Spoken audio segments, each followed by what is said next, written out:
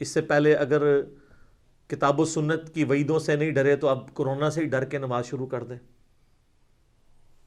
کیونکہ نماز کے بغیر تو بندہ کچھ نہیں میرے بھائیوں۔ سورہ الروم میں اللہ تعالیٰ نے فرمایا منیبین الیہ واتقوا، رجوع لاؤ اللہ کی طرف اور اس سے ڈر جاؤ، وَأَقِيمُوا الصَّلَاةَ، اور نماز کو قائم کرو، وَلَا تَكُونُوا مِنَ الْمُشْرِكِينَ، اور دیکھو مشرکوں میں نہ ہو جاؤ۔ یعنی سورہ روم میں اللہ تعالیٰ نے فرمایا جو نماز قائم نہیں کرتا وہ مشرکوں میں سے ہے، یہ عمل مشرکوں والا ہے۔ پاکستان کے شناختی کارڈ میں اسے مسلمان لکھ دیا جائے گا، اللہ کے ہاں نہیں ہے۔ اور پھر جو صحیح مسلم میں 246 نمبر حدیث ہے، ترمذی میں بھی موجود ہے کہ بندے کے کفر اور اسلام، شرک اور ایمان کے درمیان فرق نماز ہے۔ جناب جامعہ ترمذی میں موجود ہے، ایک تابعی ہیں سیدنا عبداللہ بن شقیق، وہ فرماتے ہیں کہ صحابہ کرام ترک نماز کے علاوہ کسی اور گناہ کو کفر نہیں سمجھتے تھے سوائے ترک نماز کے۔ صحابہ کرام یعنی ترک نماز کرنے والے کو کافر سمجھا کرتے تھے۔ آپ کے شناختی کارڈ مسلمان ہی ہے، وہ اس سے کوئی فرق نہیں پڑتا، آپ جتنا مرضی کہتے رہے۔ پھر جامعہ ترمذی میں حدیث ہے جس نے جان بوجھ کے نماز چھوڑ دی، اللہ کا ذمہ اس سے اٹھ گیا، اس نے کفر کیا، عملاً وہ کافر ہے۔ ہم عقیدے میں اسے کافر نہیں کہتے اعتقاداً، لیکن عملاً تو کافر ہے۔ تو آپ نے عملاً کفر کے ساتھ اللہ کے سامنے پیش ہونا ہے، نعوذ باللہ من ذالک۔ پھر سنن ابی داؤد میں حدیث ہے قیامت والے دن سب سے پہلے نماز کے بارے میں سوال ہوگا، اگر وہ اس سوال میں فلاح پا گیا تو وہ فلاح پا گیا، اور اگر وہ اسی میں فیل ہو گیا تو اگلے سوالات میں بھی فیل ہو گیا۔ پھر مسند امام احمد میں حدیث ہے، مشکات المصابیح کے اندر بھی موجود ہے، نبی علیہ السلام نے فرمایا کہ قیامت والے دن نماز انسان کے لیے نور ہوگی، دلیل ہوگی اور نجات کا ذریعہ ہوگی، جو نماز پڑھنے والا ہے، اور جو بے نمازی ہے اس کے لیے نہ کوئی نور ہوگا، نہ کوئی دلیل، نہ نجات، الٹا اس کا حشر حامان، فرعون، قارون اور امیہ ابن خلف کے ساتھ ہوگا، والعیاذ باللہ تعالی۔ اللہم اجرنا من النار، اللہم من احییتہ منا فاحیہ علی الاسلام ومن توفیتہ منا فتوفہ علی الایمان۔ سنن ابن ماجہ میں حدیث ہے، ابو درداء رضی اللہ تعالیٰ عنہ کہتے ہیں مجھے میرے خلیل محمد رسول اللہ نے یہ نصیحت کی تھی کہ اللہ کے ساتھ شرک نہ کرنا، خواہ تمہارے ٹکڑے ٹکڑے کر دیے جائیں یا تمہیں آگ میں زندہ جلا دیا جائے، شرک نہ کرنا۔ اور دوسری وصیت کیا کی؟ آپ صلی اللہ علیہ وآلہ وسلم نے فرمایا کہ جان بوجھ کر کبھی نماز نہ ترک کرنا ورنہ اللہ کا ذمہ تمہارے معاملے میں اٹھ جائے گا۔ اور تیسرا فرمایا کہ شراب نہ پینا یہ تمام برائیوں کی جڑ ہے، والعیاذ باللہ تعالی۔ تو اب یہ کئی لوگ کلپ دیکھیں گے، چاہے وہ کورونا کے ڈر سے ہی دیکھ لیں، ان کے لیے میں آسانی کے طور پہ نماز کی ترغیب کے اعتبار سے بتا دوں کہ میرے بھائیوں دن رات میں صرف 17 رکعتیں آپ پڑھ لیں تو کتابوں کے خدا نے ہمیں جو بتایا نا، آپ کی پرسش کوئی نہیں ہونی۔ صرف 17 رکعتیں، 2 فجر کی، 4 ظہر کی، 4 عصر کی، 3 مغرب کی، 4 عشاء کی۔ باقی سب نفلی باتیں، آپ انہیں سنت مؤکدہ کہہ دیں، آپ انہیں وطر کہہ دیں، آپ نوافل کہہ دیں۔ جو اوبلیگیٹری نماز ہے نا، جس کی پرسش ہونی ہے، وہ 17 رکھتے ہیں، جس پہ سنی شیعہ کا اجماع ہے۔ اس کی سپورٹ میں حدیث بخاری مسلم دونوں میں حدیث ہے، ایک دیہاتی شخص نبی علیہ السلام کے پاس آیا تو اس نے کہا یا رسول اللہ مجھے کوئی عمل بتائیں میں جنت میں چلا جاؤں۔ آپ نے فرمایا کہ اللہ تعالیٰ کے ساتھ کسی کو شریک نہ ٹھہراؤ، صرف اسی کی عبادت کرو، تم جنت میں داخل ہو جاؤ گے۔ 5 وقت کی فرض نماز کو قائم رکھو، فرض زکوٰۃ ادا کرو اور فرض روزے رکھو۔ حج اس وقت تک فرض نہیں ہوا تھا۔ یہ 4 باتیں آپ نے ارشاد فرمائی۔ شرک نہیں کرنا، شرک پہلی چیز ہے بھائی جی جس تو بچنا ہے۔ اس کے بعد نماز، فرض زکوٰۃ اور فرض روزے۔ تو اس نے کہا یا رسول اللہ صلی اللہ علیہ وسلم نہ میں اس میں کوئی زیادہ کروں گا نہ اس میں کوئی کمی کروں گا، یعنی میں نے سے زیادہ بھی نہیں پڑھنی، کم بھی نہیں پڑھوں گا۔ اور یہ بات کہتا ہوا وہاں سے نکل گیا۔ نبی علیہ السلام فرمایا کسی نے جنتی کو دیکھنا ہے اس شخص کو دیکھ لے۔ اچھا، اسی کو سپورٹیو ایک اور طریقہ ہے بخاری اور مسلم میں، وہ بھی بخاری مسلم دونوں میں ہے، کہ ایک اس طرح نجد کا رہنے والا ایک پینڈو شخص جو پرانگدہ حالت تھی جس کی حضور کے پاس آیا، تو وہ اسی لیے آیا کہ اللہ کے نبی علیہ السلام کے اوپر ایمان لے کر آئے۔ تو اس نے پوچھا یا رسول اللہ صلی اللہ علیہ وسلم بتائیں اسلام کیا ہے؟ تو آپ نے فرمایا اسلام یہ ہے کہ تم 5 وقت کی فرض نماز کو قائم رکھو۔ اس نے کہا یا رسول اللہ فرض کے علاوہ بھی ہے کچھ؟ فرمایا ہاں نفل ہیں، وہ تمہاری مرضی، اگر پڑھنا چاہو تو پڑھ لو، نہیں پڑھنا چاہتے نہ پڑھو۔ اور یاد رکھیے گا احادیث میں سنت کی ٹرم یوز نہیں ہوتی ہے، یہ محدثین کی ٹرم ہے۔ سنتیں جو ہم موقدہ پڑھتے ہیں ان کو بھی نفل کہا جاتا ہے، نفل ان کہا جاتا ہے اضافی نماز۔ انفال مال غنیمت اضافی مال، نفل کا مطلب ہی اضافی چیز ہے۔ پھر نبی علیہ السلام نے فرمایا کہ فرض زکوٰۃ ادا کرو۔ اس نے کہا رسول اللہ فرض زکوٰۃ وہ جو 2.5% ہے، اس کے علاوہ فرمایا اس کے علاوہ نفلی صدقات وہ تمہاری مرضی کر لو، نہیں کرنا چاہتے نہ کرو۔ پھر آپ فرمایا فرض روزے رکھو رمضان کے۔ کہا رسول اللہ اور روزے؟ فرمایا وہ نفلی روزے ہیں تمہاری مرضی، منڈے کا، تھرسڈے کا، ایام 20 کے روزے جو بھی ہیں وہ رکھنا چاہو تمہاری مرضی ہے، لیکن فرض یہی ہے۔ تو اس نے کہا کہ اس رب کی قسم جس کے قبضے قدرت میں میری جان ہے، نہ میں اس میں کوئی زیادتی کروں گا، بس جتنا دسیا اس تو اگے نہیں میں، نہ اس میں کمی کروں گا۔ اور یہ وہ صحابہ کہتے ہیں یہ کہتا ہوا وہاں سے نکل گیا، تو آپ صلی اللہ علیہ وآلہ وسلم نے فرمایا کہ اگر یہ اپنی بات پہ قائم رہا تو یہ نجات پا گیا۔ یہ بالکل کلیئر کٹ ہے کہ فرض نماز آپ نے قائم رکھنی ہے۔ اچھا لوگوں کو یہ بات سمجھ نہیں آتی، تو میں نے ان کے لیے اینٹی وینم اور پھکی تیار کی ہے ایک، کہ کبھی آج تک کسی نے کہا ہے کہ جو پیر اور جمعرات کا روزہ نہ رکھے اس کے رمضان کے روزے قبول ہی نہیں ہوں گے۔ تو یہ نفلی روزے نہیں ہیں، سنت روزے ہیں۔ ایام 20 کے 13، 14، 15 کے بخاری مسلم میں حدیث ہے کہ چاند کی 13، 14، 15 کو آپ علیہ السلام نے کبھی روزے نہیں چھوڑے۔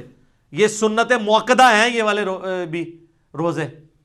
کبھی کس نے کہا جو یہ نہ رکھے اس کے رمضان کے نہیں ہوں گے۔ کبھی کس نے کہا جو عام صدقہ خیرات نہیں کرتا اس کی زکوٰۃ بھی قبول نہیں ہوگی۔ الٹا یہ تو بڑے بڑے لینڈ لارڈ کو کہہ رہے ہوتے ہیں بس زکوٰۃ دیں، پھر کم چک کے رکھو جو مرضی، سانو بس مدرسے نو زکوٰۃ دے دو تہاڈا مال پاک ہو گیا، 2.5% ہی دے دو۔ نماز کے بارے میں کیوں ساتھ رکھتے ہیں اور ایڈ کرتے ہیں؟ چھڑی عشاء دی 17 رکعتاں دس دیتیاں نے صرف عشاء کی، حالانکہ دن رات میں 17 رکھتے تھی، 2 فجر، 4 ظہر، 4 عصر، 3 مغرب، 4 عشاء۔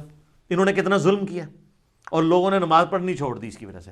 الحمدللہ ہماری ویڈیوز کی برکت سے ہزاروں لوگوں نے نماز شروع کی ہے، جب ان کو یہ آسانی پتہ چلی کہ یار اصل نماز تو یہ ہے جس کا سوال ہونا ہے۔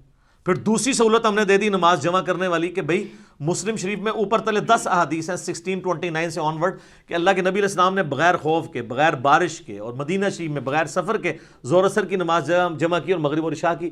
تابعین نے پوچھا کیوں کیا؟ تو ابن عباس نے کہا تاکہ امت کے لیے آسانی ہو جائے اور کوئی تنگی باقی نہ رہے۔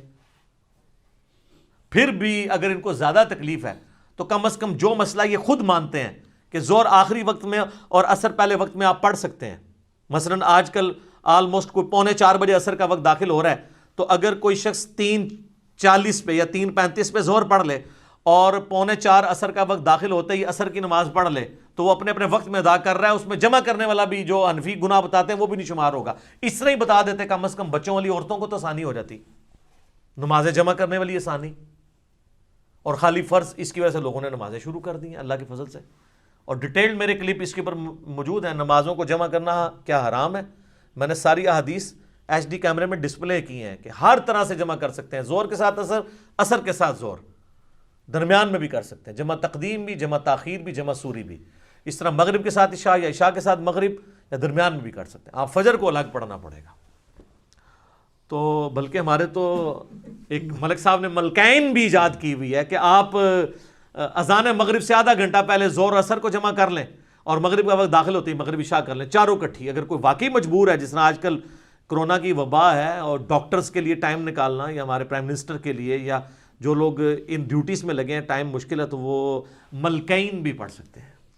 ویسے یہ نام اس کا ربو ہی ٹھیک پہ گیا، ویسے تو ملک صاحب نے نا یہ بادشاہاں دی نماز ہے جنہیں کوئی ٹائم نہیں ہوتا، ملکین دو طریقے نال ٹھیک ہوگی، ملکین، تو وہ آپ پڑھیں۔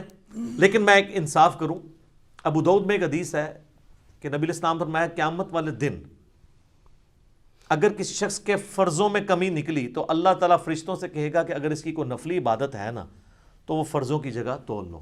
سنت نہیں، نفلی۔ یہاں سے بھی پتہ چلے گا کہ سنت کو نفلی کہا جاتا ہے ٹرم میں، حدیث کی ٹرم میں۔ تو سنت موقدہ اگر آپ پڑھنا چاہتے ہیں ضرور پڑھیں، یہ آپ کو فائدہ ہی پہنچائیں گے۔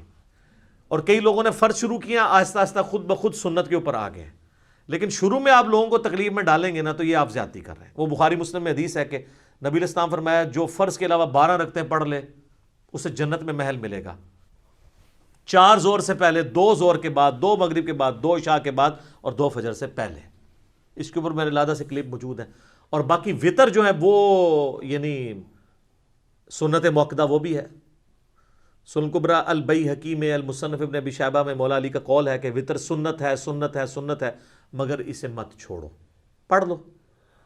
اور صحیح بخاری میں موجود ہے، قاسم بن محمد بن ابی بکر کہتے ہیں کہ میں نے صحابہ کرام کو 3 رکعت وطر پہ پایا ہے، البتہ ایک پڑھنے میں حرج نہیں ہے، جواز کی حد تک درست ہے، پسندیدہ نہیں ہے۔ ویسے تو نہ بھی پڑھے کوئی مسئلہ نہیں ہے، فرض نماز ہے، اور اگر کوئی بالکل سست ہے تو ایک ہی پڑھ لے۔ الموطا امام مالک میں فاتح ایران سعد ابن ابی وقاص کے بارے میں امام مالک نے نقل کیا ہے کہ وہ پوری زندگی عشاء کی 5 رکعتیں پڑھتے تھے، 4 فرض اور 1 وطر، پوری زندگی۔ تو ان کے اوپر تو کوئی فتویٰ نہیں لگا کہ سنت موقدہ چھوڑ دی ہے۔ اچھا اب ہم یہ حدیثیں نکالتے ہیں تو یہ کہتے ہیں یار یہ عوام کے سامنے تو نہیں گلاں کرنی چاہیے۔ سر عوام کے سامنے ہی تو کرنی چاہیے، خواص تو پہلے ہی اللہ کے فضل سے اتنی نمازیں پڑھ رہے ہیں، وہ تو پڑھتے رہیں گے۔ عوام الناس تو پڑھتی کوئی نہیں ہے، ان کو پڑھانے کے لیے باتیں کرنی پڑ رہی ہیں۔ یا تو کہ میرے کہنے سے لوگوں نے تہجد اشراق چاہ چھوڑ دی ہو، یا میں نے خود چھوڑ دی ہوئی ہو، پھر تو آپ کو بلیم کریں۔ اور اگر کوئی چھوڑ بھی دیتا ہے تو اس کے اوپر کوئی اس طرح کی گرفت تو نہیں ہے۔ لیکن جو نہیں پڑھ رہے، مجھے کئی لوگوں نے یعنی خود رابطہ کر کے کہا کہ جی ہمارے گھر والے نماز نہیں پڑھتے تھے، جب سے پتہ چلا تو یہ نماز شروع کر دی ہے کہ یار فرض رکھتے ہی پڑھنی ہے۔ پھر آہستہ آہستہ کئی لوگوں نے کہا آہستہ آہستہ پھر خود سنت کا بھی شوق پیدا ہوا۔ انہوں نے جو ظلم کر کے اتنی لمبی لمبی رکھتے لوگوں کو بتائی ہیں، اور اس کی وجہ سے لوگ متنفر ہی ہوئے ہیں۔ تو چلیں یہ کرونا کی اس شر میں سے یہ خیر نکلی ہے کہ ہم نے آپ کو کئی ایک باتیں بتا دی ہیں، اذان سے ریلیٹڈ بھی، نماز سے ریلیٹڈ بھی، اور یہ آج کل گورنمنٹ کی طرف سے چونکہ پابندی ہے، آپ کو پتہ ہے یورپ اور امریکہ میں تو ظاہر ہے وہ تو وہاں پہ تو کسی کا زور نہیں ہے، تو اپنے گھروں میں یورپ اور امریکہ میں جو لوگ نماز پڑھ رہے ہیں ہر نماز کے ساتھ اذان بھی دیں، اقامت بھی کہیں، اور اس کے ساتھ آپ نماز پڑھیں، چھڑیاں زانہ نہ دو۔ اور ہمارے ملک کے اندر بھی گورنمنٹ نے تھوڑی سختی کی ہے اس حوالے سے، اور اس میں ہمارے بھی کچھ ریزرویشن ہے۔ بہرحال جو بہت بیمار لوگ ہیں یا بوڑھے لوگ ہیں وہ تو ظاہر ہے کہ ونریبل ہیں بہت زیادہ، تو انہیں اپنے گھروں کو ہی کوارنٹین کر لینا چاہیے، وہیں پہ بیٹھ جائیں۔ اور باقی لوگ جو ہیں وہ جو گورنمنٹ اور علماء کرام نے آپ کو احتیاطیں بتائی ہیں ان کے ساتھ آپ معاملات کو لے کے چلیں۔ تو باقی اگر کسی نے پھر بھی گھر نماز پڑھنی ہے تو گھر میں ضرور اذان دے، افضل ہے کہ فرض نماز کے لیے دے۔ البتہ یہ جو باہر اذانیں ہو رہی ہوتی ہیں یہ کافی ہیں، گھر میں جماعت قائم کرنے کے لیے آپ کو الگ اذان دینے کی ضرورت نہیں ہے۔ اگر آپ دینا چاہتے ہیں تو وہ اس حدیث پہ بالکل قیاس درست ہے جو ابو داؤد اور نسائی میں ہے کہ تیرے رب کو اس گڈریے پہ بڑا پیار آتا ہے جو اکیلا۔ ظاہر ہے اب یورپ امریکہ میں تو اذانوں کی آواز نہیں آتی، وہ تو گڈریے کی مانے دی ہے نا، وہ بیچارے دور دور آباد ہیں، وہاں پہ اگر کوئی دیر ہے۔ اور یہاں پہ میں اسلامی بہنوں کے لیے ایک مسئلہ بتا دوں، وہ اکثر پوچھ رہے ہوتے ہیں کہ جی اذان کا انتظار کرنا ضروری ہے؟ نہیں، جیسے ہی آپ کے ٹائم ٹیبل کے مطابق ٹائم داخل ہو جائے نماز کا، اذان جماعت قائم کرنے کے لیے ہے، اقامت جماعت قائم کرنے کے لیے، نماز چونکہ بچوں اور عورتوں پہ جماعت واجب نہیں ہے، جیسے ہی داخل ہوا ہے، جس طرح آج جہلم میں وقت آلموسٹ 12:13 پہ داخل ہوا ہے ظہر کا، تو اذانیں تو یہاں پہ 1:45 شروع ہوتی ہیں کیونکہ 1 بجے نماز ہوتی ہے یا 1:30 بجے، تو 1:30 والے 1:15 دیتے ہیں، تو آپ 12:15 نماز پڑھ سکتے ہیں۔ ٹائم داخل ہونا ضروری ہے۔ تو یہ ایک شرعی مسئلہ میں نے بتا دیا۔ یقین کریں عورتوں کی جتنی مشکل اور ٹف لائف ہے نا ہمارے سب کانٹیننٹ کے اندر، اس میں ان کے لیے یہ بہت آسانی ہے، نمازوں کو جمع بھی کریں، اور جمع کرنے میں کتنی آسانی ہے کہ ظہر کا وقت 12:13 پہ شروع ہو رہا ہے اور مغرب جا کے 6:25 پہ ہو رہی ہے، تو ان 6 گھنٹوں کے اندر جس وقت بھی ان کو ٹائم ملے دونوں نمازیں جمع کر لیں۔ اور مغرب 6:25 پہ اگر مغرب شروع ہو رہی ہے اور فجر کا وقت جو ہے وہ صبح آلموسٹ کتنے بجے داخل ہو رہا ہے جی؟ 4 بجے کے قریب داخل ہو رہا ہے، 4 سے تھوڑی دیر بعد ہی داخل ہو رہا ہے، 4:35 کے، تو اس وقت تک آپ کسی بھی وقت رات کو نمازوں کو جمع کر سکتے ہیں۔ میرا یوٹیوب پہ کلپ بھی ہے کہ عشاء کی نماز کو آپ کیا مؤخر کر کے پڑھ سکتے ہیں، افضل یہ کہ آدھی رات سے پہلے پڑھ لیں، لیکن آپ فجر کا وقت داخل ہونے سے پہلے کسی بھی وقت پڑھ سکتے ہیں۔